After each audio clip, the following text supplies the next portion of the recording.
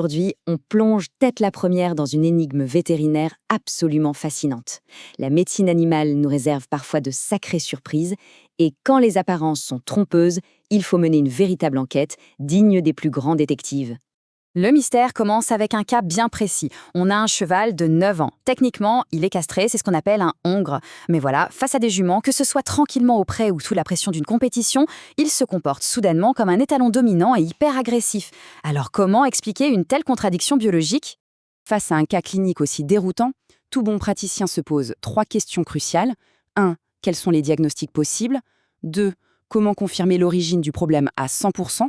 Et 3. Quels conseils donner aux propriétaires pour régler la situation une bonne fois pour toutes? Au premier coup d'œil, on pourrait facilement se dire que c'est un simple problème de comportement ou même un trouble neurologique. C'est un peu le réflexe classique quand un animal agit bizarrement. Mais en fait, le véritable coupable est purement biologique. La piste numéro 1, c'est une anomalie qu'on appelle la cryptorchidie. Alors, un cryptorchide, c'est quoi exactement? C'est un cheval qui a 1 ou 2 testicules qui ne sont pas descendus normalement et qui restent carrément cachés bien au chaud dans l'abdomen. Souvent, c'est bilatéral. Mais il est tout à fait possible qu'un seul testicule ait été retiré lors de la première castration, laissant le second secrètement actif, en train de produire des hormones en douce. Le problème, c'est qu'on ne peut pas juste chercher à tâtons. La palpation physique de l'anneau inguinal ou la fouille rectale, ce n'est vraiment pas fiable, à moins d'avoir une chance inouïe. L'enquête ne peut donc pas s'arrêter là. Pour débusquer ce testicule fantôme, il faut sortir l'artillerie lourde et faire appel à une méthode infaillible, la chimie.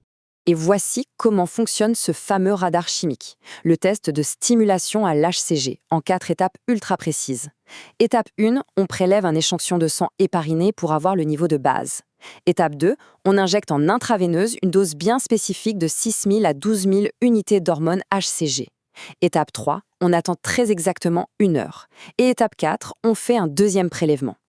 Et là, les résultats parlent d'eux-mêmes. Chez un hongre normal, le niveau de testostérone est extrêmement bas. Chez notre cheval cryptorchide, le niveau de base est déjà suspect, un peu plus élevé. Mais alors, 1 heure après l'injection, c'est l'explosion. On observe un pic massif de testostérone. C'est la preuve absolue qu'il y a du tissu testiculaire caché qui réagit en temps réel.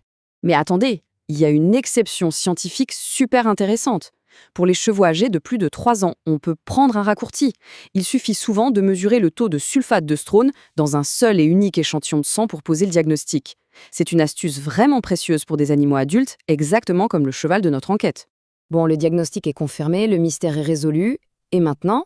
Eh bien, aucune thérapie douce ne pourra changer ça. La seule et unique solution pour éliminer définitivement ce comportement d'étalon, c'est de passer par la case chirurgie.